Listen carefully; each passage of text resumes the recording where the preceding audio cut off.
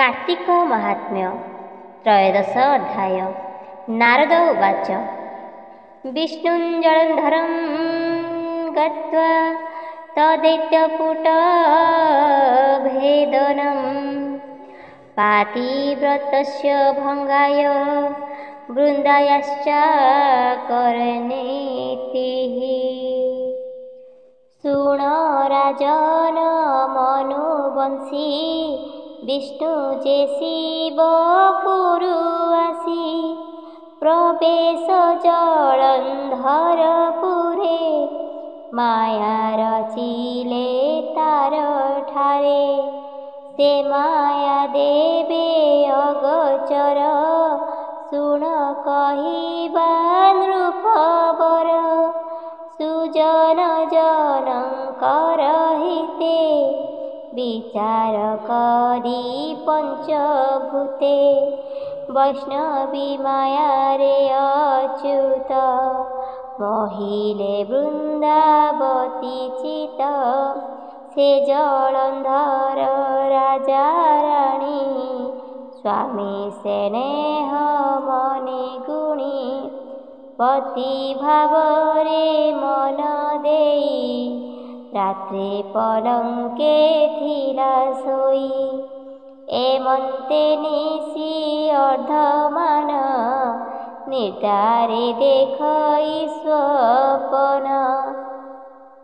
जे निज पति जलंधर अंगे तैल जर जर वस्त्रविहीने मुक्त केश कंठरे माल रंग पुष्प आरोही महिष वाहन दक्षिण दिगकु गमन हस्तरे छिन्न मुंडे अछि ए स्वप्न देखिला मुर्गाखी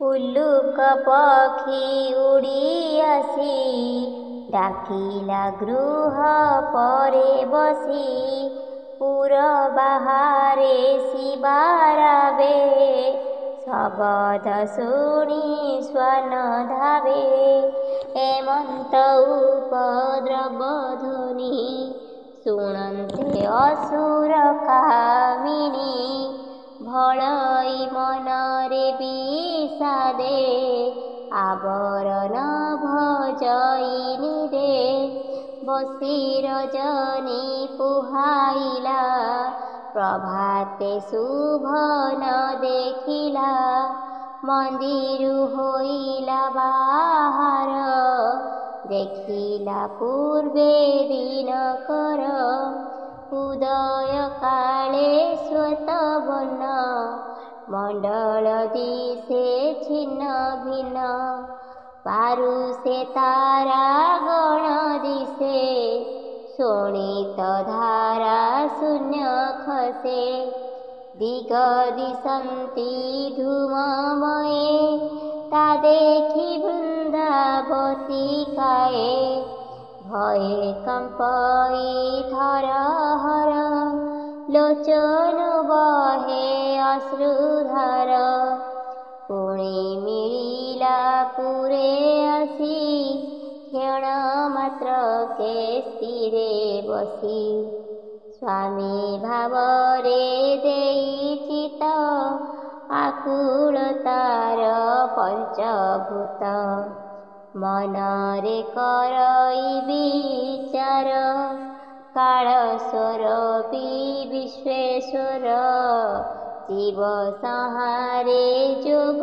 बळे धरणे ध्वंसे अंत काले तेणु कालंग्य नाम तार जीव उपरे जीवस्वर ତାର ସଙ୍ଗତେ ମୋର ପତି ନ ଜାଣି କଲା ଯେ ଅପ୍ରୀତି। ଏକାହୁ ଜାଣିବେ ସାହାକୁ ଏକଥା ନ ଆସେ ମନକୁ। ନିଶ୍ଚେ ହୋଇବେ ଆପେ ନାଶ ଏକଥା ହେଉଅଛି ଦୃଶ୍ୟ। କେମନ୍ତେ ପାଇବି ବାରତା ଏତେ ବିଚାରି ମନେ ଚିନ୍ତା। ପୁଣି ଉଠିଲା ଧାତିକାରେ ପ୍ରବେଶ ହୋଇ ପୁରେ ପୁରେ। କାହିଁ ନ ରହେ ତାର ମନ ତେଜିଲା ଅସନ ବ୍ୟସନ। ବେଗେ ସାରିଲା ନିତ୍ୟ କର୍ମ କ୍ଷଣ କ୍ଷଣକେ ମତି ଭ୍ରମ। ଏକ ବସନ ଅଛି ପିନ୍ଧ ଲୋଟଣି ଛନ୍ଦେ କେଶ ବାନ୍ଧ। ସଙ୍ଗତେ ଘେନି ବେଣୀ ସଖୀ ପୁରୁ ବାହାର ଚନ୍ଦ୍ରମୁଖୀ। କୋକୋଷ୍ଟେ ହେଲା ପରବେଶ ତହିଁ ନ ଦେଖି ସୁଖ ଲେଶ।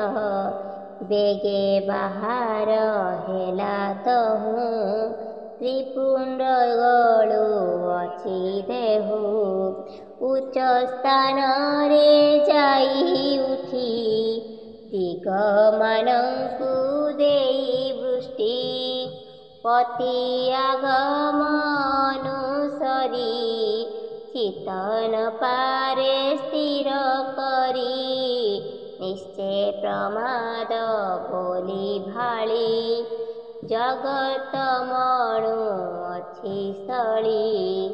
ସଖୀଙ୍କ ବଚନ ନ ଶୁଣେ ବିଚ୍ଛେଦେ ଭ୍ରମେ ଏଣେ ତେଣେ।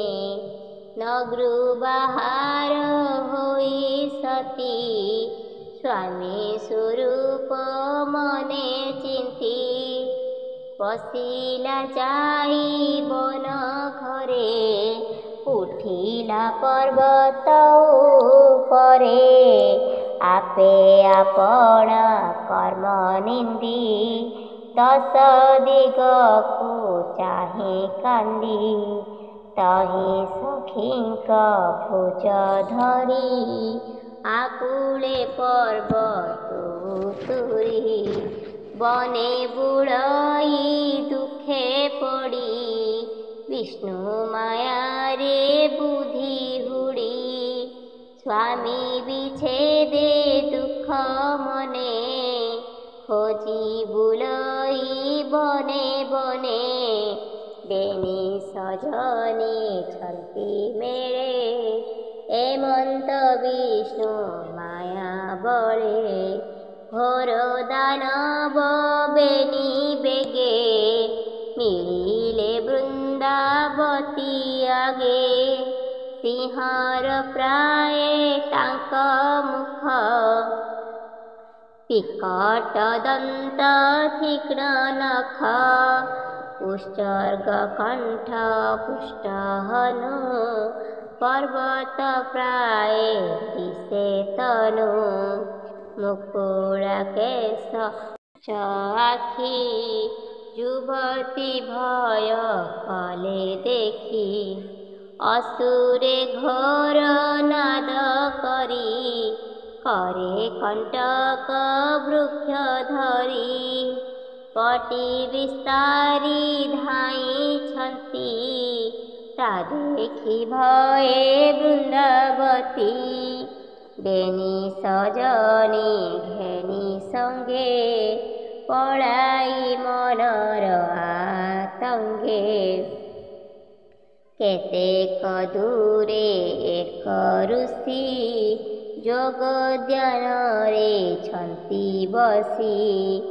अपूर्व रूप दिव्य शोभा अनल प्राय ज्योति प्रभा। कने कुंडल सिरे जटा ପିନ୍ଧିଛି ତମ୍ଭାର କାଛଟା ସର୍ବାଙ୍ଗେ ଭସ୍ମ ବିଲେପନ ମଉନେ ନିଶ୍ଚଳ ଆସନ ବେନି ନୟନ ବୁଝି ବସି ମନକୁ ବ୍ରହ୍ମରେ ନିବେଶି ଏମନ୍ତ ଜ୍ୟୋତି ଆଗେ ଦେଖି ବୃନ୍ଦା ସହିତେ ତିନି ସଖୀ ଶରଣ ଗଲେ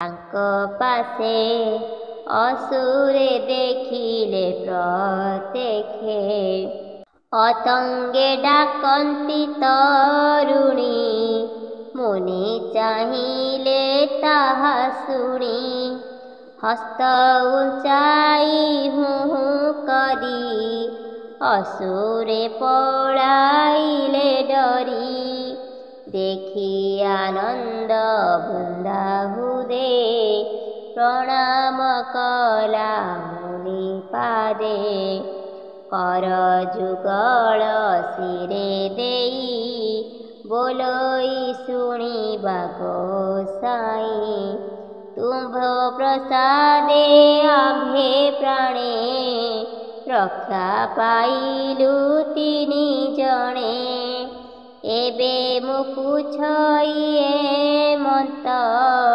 ତୁମ୍ଭେ ସର୍ବଜ୍ଞ ତପବନ୍ତ ଦିଅ କାଳ କଥା ଜାଣ ମୋର ବଚନ ଏବେ ଶୁଣ ମୋ ସ୍ୱାମୀ ନାମ ଜଳନ୍ଧର ଈଶ୍ୱର ସଙ୍ଗେ ଯୁଦ୍ଧ ତାର ସମ୍ପୂର୍ଣ୍ଣ ମାସେ ଯୁଦ୍ଧ କଲା କେହି କାହାକୁ ନ ଜିଣିଲା ଆଜ ମୁଁ ଦେଖିଲି ସ୍ୱପନ ମୋର ସ୍ୱାମୀର କୁଶକୁନ ତେଣୁ ମୋ ମନେ ଗୁରୁ ଚିନ୍ତା ସବୁ ଲାଗଇ ବିଷ ପିତା ସ୍ୱାମୀ ବିଚ୍ଛେଦେ ଦୁଃଖ ମନେ ଗୃହ ଉପେକ୍ଷୀ ଘୋର ବନେ ବୁଲଇ ବାତୁଳ ସ୍ୱଭାବେ ତୁମ୍ଭଙ୍କୁ ଭେଟିଲଇ ଏବେ ଏ ବଡ଼ ଭାଗ୍ୟ ମୋର ଯଶ ପାଇବି ସ୍ୱାମୀର ସନ୍ଦେଶ ଭଲେ କି ଅଛି ମୋର ପତି ବିଚାରି କହ ମହାଜତି ବୃନ୍ଦାର ଏ ବଚନ ଶୁଣି ସେ ମୁନି ହୃଦ ପଦ୍ମେ ଗୁଣି ନିଶ୍ୱାସ ଛାଡ଼ି ଊର୍ଦ୍ଧ୍ୱ ଦେଶେ ଚାହିଁଲା ଉତ୍ତର ଆକାଶେ ଏହି ସମये ଶୂନ୍ୟ ମାର୍ଗେ ବାନର ବେନି ଗୋଟି ବେକେ ଗିରି କନ୍ଦର ପ୍ରାୟ ଦିଶି ପବନ ବେଗେ ଖସି ଆସି ତାହାଙ୍କ ଘରେ ମୃତପିଣ୍ଡ ଛେଦନ କରି ଗଣ୍ଡି ମୁଣ୍ଡ ଦୁହେଁ ଅଛନ୍ତି ତାହା ଧରି ବେଗେ ଭୂମିରେ ଅବତରି ମୁନିଙ୍କ ଆଗେ ତାହା ଥୋଇ ଗଲେ ସେ ଅନ୍ତର୍ଧାନ ହୋଇ ସେ ମୃତ ଶବ ଘେନି ଖଣ୍ଡ ବୃନ୍ଦା ଚିହ୍ନିଲା ସ୍ୱାମୀ ମୁଣ୍ଡ ପ୍ରତ୍ୟେକେ ଜଳନ୍ଧର ପ୍ରକୃତି ଦିଶୁ ଅଛି ରଙ୍ଗ ସେ ପୂର୍ବେ ଆଭରଣ କାଏ ସର୍ବସକୁନ ତାର ଦେହେ ବସ୍ତ୍ର ସହିତେ ଅସ୍ତ୍ର ଧନୁ ପ୍ରାଣେ ବଛିନ୍ନ ହୋଇ ତନୁ ଭୂମିରେ ପଡ଼ିଅଛି ଲୋଳି ସ୍ୱାଗତ ସୁତ ମହାବଳୀ ଏମନ୍ତ ଦେଖି ବୃନ୍ଦାବତୀ ସ୍ୱାମୀ ନିଧନେ ମହାସତୀ କାନ୍ଦଇ ଧରଣୀରେ ପଡ଼ି ହୃଦୟରେ ବେନି କରତାଡ଼ି ପୁଣି ସାଉଁଟି ସ୍ୱାମୀ ଶିର ନିରୀକ୍ଷେ କରେ ହାହାକାର ତାବେନି ସଖୀ ଛନ୍ତି ଧରି ବିକଳେ କାନ୍ଦଇ ସୁନ୍ଦରୀ ସୁମରି ସ୍ୱାମୀ ଗୁଣମାନ ବୋଲଇ ଧିକ ମୋ ଜୀବନ ଭୋନାଥ ମୋର ପ୍ରାଣନାହା ପ୍ରିୟ ମର୍ଦ୍ଦନ ତୋର ବାହା ବିଧାତା ବରେ ବୀର ତୁହି ଜାଣିଲୁ ଚତୁର୍ଦ୍ଦଶ ମହି ଅଇରି ବଳ ଧୂମକେତୁ କେତତେ ଦେଲା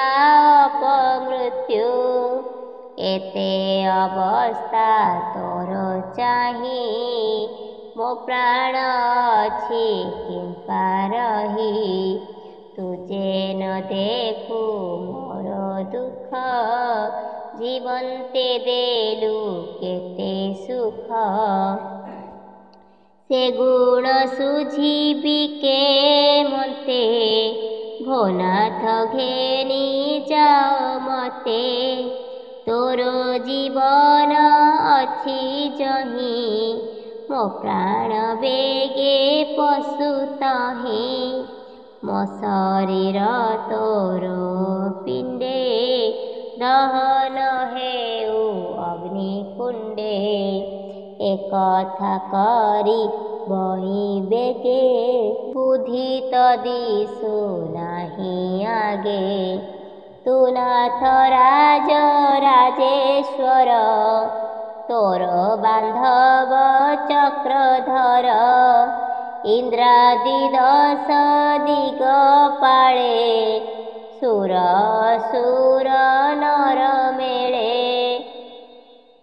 ଏ ସର୍ବେ ତୋର ବଶବର୍ତ୍ତୀ ଏବେ ପାଇଲୁ ଏଡ଼େ ଶାସ୍ତି କିମ୍ପା ଅନୀତି କର୍ମ କଲୁ ଈଶ୍ୱରେ ଅପରାଧୀ ହେଲୁ ଶିବ ନାରୀ ମହାସତୀ ତାର ହରଣେ କଲୁ ମତି ଏଣୁ ତ ମରଣ ଉଚିତ ମୁଁ ଯେ ପାଳିଛି ସତୀ ବ୍ରତ ଏ ଧର୍ମ କେଣେ ଗଲା ମୋର ଦେଖିଲି ମୃତ ପିଣ୍ଡ ତୋର ଏଣୁ ମୁଁ ନ ଯାଏ ପରତେ ଭମୁନି କହ କିନା ମତେ ଅନ୍ୟାୟ ନାହିଁ ମୋର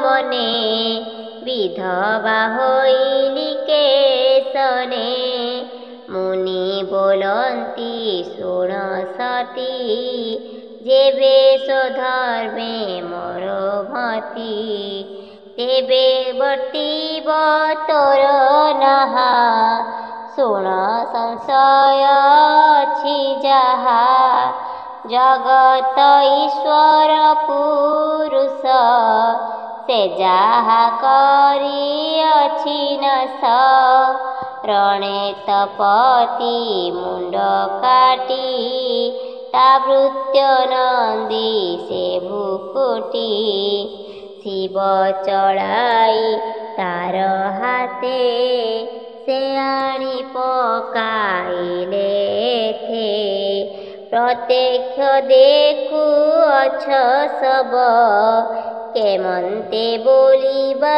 ଜୀବ ଏ ବାକ୍ୟ ଶୁଣି ବୃନ୍ଦାବତୀ ମୁନିରେ କଲା ସେ ବିନତି ତାହାଙ୍କ ଆଗେ ମୁଣ୍ଡ ଥୋଇ ସାଷ୍ଟାଙ୍ଗେ ପାଏ ପଡ଼ି ଶୋଇ ପୁଣି ଉଠିଲା ତତ୍କ୍ଷଣ ହସ୍ତରେ ସାଉଟି ତୀରଣ କପାଳେ ଯୋଡ଼ି ବେନି କର ବୋଲୋଇ ଶୁଣ ମୁନିବର ତୁମ୍ଭେ ପ୍ରତ୍ୟକ୍ଷେ ବ୍ରହ୍ମବେତ୍ତା ବିଷ୍ଣୁ ସମାନେ ବରଦାତା ମୋର ବିନତି ତୁମ୍ଭେ ଘେନ ସ୍ୱାମୀଙ୍କି ଦିଅ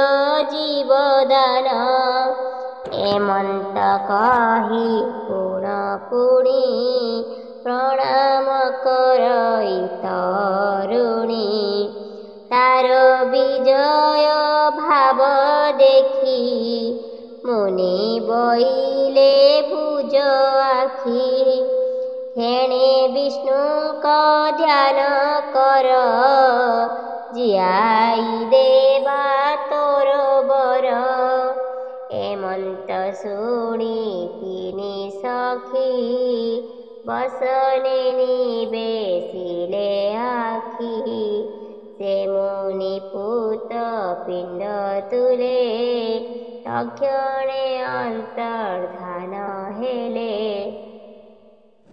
ଆସି ମିଳିଲା ଜଳନ୍ଧର ଧନୁ ନାରାଜ ଧରି କର କଟି କଙ୍କିଣୀ ନାଦ ଶୁଣି ତୁରିତେ ଚାହିଁଲେ ତରୁଣୀ ପ୍ରତ୍ୟକ୍ଷ ଜଳନ୍ଧର ମୂର୍ତ୍ତି ଦେଖି ଆନନ୍ଦ ବୃନ୍ଦାବତୀ ଉଚ୍ଛୁକ କରି ପଞ୍ଚମନ ଦରିଦ୍ରେ ଯେନେ କୋଟି ଧନ ସୁରଙ୍ଗଚ୍ୟୁତ ଫଳ ଚାହିଁ ବାଳକେ ଯେହ୍ନେ ଦୁରୁ ଧାଇଁ ସେହି ପ୍ରକାରେ ବୃନ୍ଦାବତୀ ସନିଧି ଦେଖି ନିଜ ପତି ନିର୍ଭୟ କଲା ଆଲିଙ୍ଗନ ବଦନେ ଦେଲା ଚୁମ୍ବଦାନ ପଲକେ ରୋମା ବଳି ଗାତ୍ରେ ଆନନ୍ଦେ ଅଶ୍ରୁ ଜଳ ନେତ୍ରେ ସ୍ନେହେ ବଲ୍ଲଭ ମୁଖ ଚାହିଁ ବୋଲୋଇ ତୁମ୍ଭେ ଥିଲ କାହିଁ ତୁମ୍ଭକୁ ନ ଦେଖି ମୋ ମନ ଦଗଦ ପଟଳ ଯେ ସନ ଏମନ୍ତ ହୋଇ ପଡ଼ୁଥିଲା ଆଜ ସେ ଦୁଃଖ ଦୂର ଗଲା ତୁମ୍ଭେ ସେ ଥିଲ ଘର ରଣେ ଛେଦନ ହୋଇ ଶିବ ବାଣୀ ବନରେ ଆଣି ମୃତ ପିଣ୍ଡ ମୋ ଆଗେ ଦେଲେ ବେନି ଖଣ୍ଡ ଏଠାରେ ଥିଲେ ଏକ ଯତି ମୁଁ ତାଙ୍କୁ କଲଇ ଭକତି ତେଣୁ ସେ ହୋଇନ ପ୍ରସନ୍ନ ତୁମକୁ ଦେଲେ ଜୀବଦାନ ମୋର କାମନା ସିଦ୍ଧ କରି ସେ କେଣେ ଗଲେ ତପଚାରି କୁମ୍ଭେ ତ ପାଇଲ ଜୀବନ ଏକଥା ମୋର ବଡ଼ ପୁଣ୍ୟ ଏବେ ପୁରକୁ ଚାଲ ଯିବା ଗହନ ବନେ କିମ୍ପା ଥିବ ବୃନ୍ଦାବଚନେ କର୍ଣ୍ଣେ ଶୁଣି ମାୟା ପୁରୁଷ ବାକ୍ୟ ଭଣି हे प्रिय शुण सावधाने सर्वकुशल तोर पुण्य मरण जियाइलु କି ପଟାନ୍ତର ଦେବି ତତେ। ଏବେ ତୁ ମୋର ବୋଲ ଘେନ, ଏ ଯେ ଅରଣ୍ୟ ରମ୍ୟ ସ୍ଥାନ। ଏଠାରେ ରହି ଦିନ କେତେ, କ୍ରୀଡ଼ା କରିବା ମନସ୍ତୁତେ। ସମର ଶ୍ରମ ତେଣୁ ହରି, ବିଜେ କରିବା ନିଜ ପୁରୀ। ଶୁଣି ଆନନ୍ଦ ବୃନ୍ଦାବତୀ, ସ୍ୱାମୀ ସ୍ନେହେ କଲା ପ୍ରୀତି। ବିପିନେ ଏକ ପୁର ରଚି, ଅତି ଆନନ୍ଦେ ଦିନ ବଞ୍ଚି।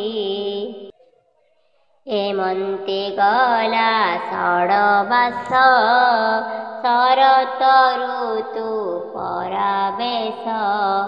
ବିଷ୍ଣୁ ଯେ ମାୟା ରୂପ ଧରି, ହରିଲେ ଜଳନ୍ଧର ନାରୀ। ତାପାତିବ୍ରତ୍ୟ କରି ନାଶ, ପୁଣି ଚିନ୍ତିଲେ ନିଜ ବେଶ। ମନେ ବିଚାର କଲେ ହରି, ଏ ସତୀ ହୋଇଲା ଦୋଚାରୀ। ସ୍ୱଧର୍ମପଣ ହେଲା ଦୂର, ଏବେ ମରିବ ଜଳନ୍ଧର। ଦେବଙ୍କ କାର୍ଯ୍ୟ ଯେବେ ହେବ, ଆମ୍ଭ ଏ ରୂପ କିମ୍ପା ଥିବ। ଏତେ ବିଚାରି ନର ହରି, ବୃନ୍ଦାଙ୍କୁ କୋଳେଛନ୍ତି ଧରି। ମାୟା ମୂରତି ଉପଖିଲେ, ନିଜ ସ୍ୱରୂପ ପ୍ରକାଶିଲେ।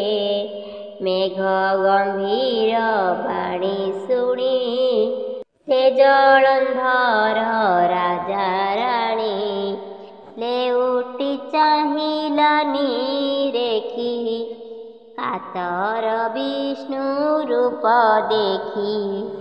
ସମ୍ଭ୍ରମେ ବୁଜିଲା ନୟନ, କମ୍ପେ ଅଧର ଘନ ଘନ। କୋଳୁ ଉଠିଲା ଧାତିକାରେ, ପୁଣି ଚାହିଁଲା ଆଉ ଥରେ। ପ୍ରତ୍ୟକ୍ଷ ବିଜେ ଦେବ ହରି, କୋଟି କନ୍ଦର୍ପ ରୂପ ଧରି। ଅତସୀ ପୁଷ୍ପ ବନ କାନ୍ତି, ନୀଳ ନବୀନ ଘନ ଜ୍ୟୋତି। କଦମ୍ବ କିଞ୍ଜଳ ସଂକାଶେ, ପୀତାମ୍ବର ମଧ୍ୟ ଦେଶେ। ଆଜାନୁଲମ୍ବେ ଭୁଜ ଚାରି, ଧନୁ ନାରାଜ ଗଦା ଧରି।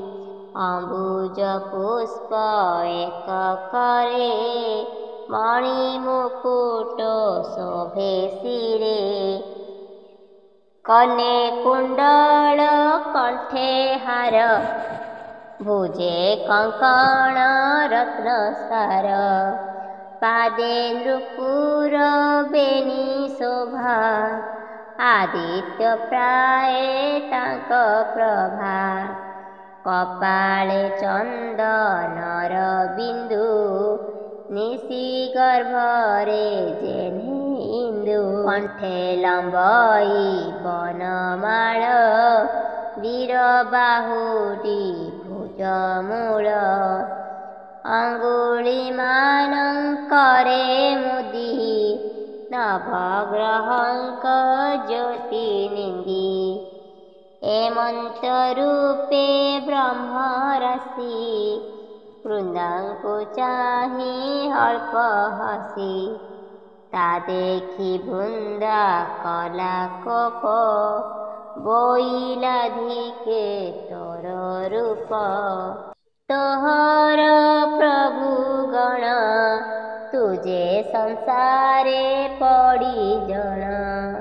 ସକଳ ଧର୍ମ ପ୍ରତିପାଳୁ, ତୁ ପରା ପରମ ଦୟାଳୁ। ତୋ ନାମ ଧରି ପାପୀ ଜନେ ସଂସାରୁ ତରନ୍ତି ପାଶରେ। ମୋ ପତି ବାନ୍ଧବ ବେଭାରେ ଏହା ଅର୍ଜିଲା ରଖି ଘରେ। ତୁ ତ ସୁହୃଦ ଫଳ ଦେଲୁ ଏଡ଼େ ଅକର୍ମ କମ୍ପା କଲୁ। ମୂର୍ଖ ଜଣଙ୍କୁ ନାହିଁ ଦୟା ଏବେ ଜାଣିଲି ତୋର ମାୟା। ଯେ ବଣ ବେନି ଦୈତ୍ୟ ବନେ ଦେଖି ଡରିଲୁ ଭୟ ବନେ।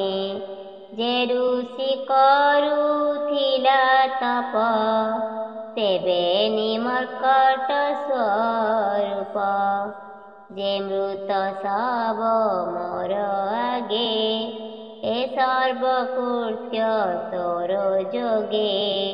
ମୁଁ ସ୍ତ୍ରୀ ଅବଳା ଯୁଗତ ଏଡ଼େ କପଟ କିମ୍ପା ମତେ। କପଟେ ହରିଲୁ ମୋ ତପ ଏବେ ତୁ ଘେନ ମୋର ସାପ। ତୋର ଭାରି ଯା ନାମ ସିରି ତାକୁ ଅସୁର ନେବେ ହରି। ମତେ ଭଣ୍ଡିଲ ଯେଉଁ ବାଗେ ସେହି ପ୍ରକାରେ ତୋର ଆଗେ। ଅସୁର ଦେବ ଶିର ବେନି ତୋ ନାରୀ କାନ୍ଦୁ ତାହା ଘେନି। ତୁ ଯେଉଁ ଯତି ବେଶ ଧରି ମତେ ଭଣ୍ଡିଲୁ ମାୟା କରି। ସେହି ସ୍ୱରୂପେ ବନେ ବୁଲ ତୋ ସଖା ହେଉ କପିବଳ। ଧର୍ମ ପୁରାଣ ଯେବେ ସତ ଏତତେ ହେଉ ପରାପତ। ମତେ ଯେ କଲୁ ବିଡ଼ମ୍ବନ ଏ ଦେହେ ହେଲା ଅକାରଣ। ମୁଁ ଏହା ନ ରଖିବି ଆଉ ତୋର ଉପରେ ହତ୍ୟା ହେଉ। ଏମନ୍ତ ବୋଲି ବୃନ୍ଦାବତୀ ବହନି ଆଣିଲା ଝଟତି। ବନେ ଯେ ଥିଲା କାଷ୍ଠ ରାଶି ଅନଳ ସେ କୁଢ଼େ ପ୍ରବେଶୀ। ସମିଧ ପାଇ ଅଗ୍ନି ଜ୍ୱଳେ ପ୍ରଚଣ୍ଡାନଳ ବିକରାଳେ। ତା ଦେଖି ଜଗତ ଠାକୁର ବୃନ୍ଦାଙ୍କୁ ସମାଙ୍କତି କର। ବୋଲନ୍ତି ନ ପଡ଼ ଅନଳେ ତୋ ପତି ବର୍ତ୍ତିଛି କୁଶଳେ। ବିପଦ କଥାକୁ ନ ଭାଳ ଆମ୍ଭେ କରିବା ସବୁ ଭଲ। ଏମନ୍ତ ଗୋବିନ୍ଦ ବଚନେ ବୃନ୍ଦା ତାର ଶୁଣିଲା କନେ। ଅବ୍ୟବାହନ ପରେ ବସି ତକ୍ଷଣେ ହେଲା ଭସ୍ମ ରାଶି। ଦେଖି ସେ ଅବଳାର ମତି ବିସ୍ମୟ ହୋଇ ଲକ୍ଷ୍ମୀପତି। ଅଙ୍ଗେ ତା ଭସ୍ମ ରାଶି ବୋଳି ଚିନ୍ତାରେ ନ ପାରି ଝର ଚଳି।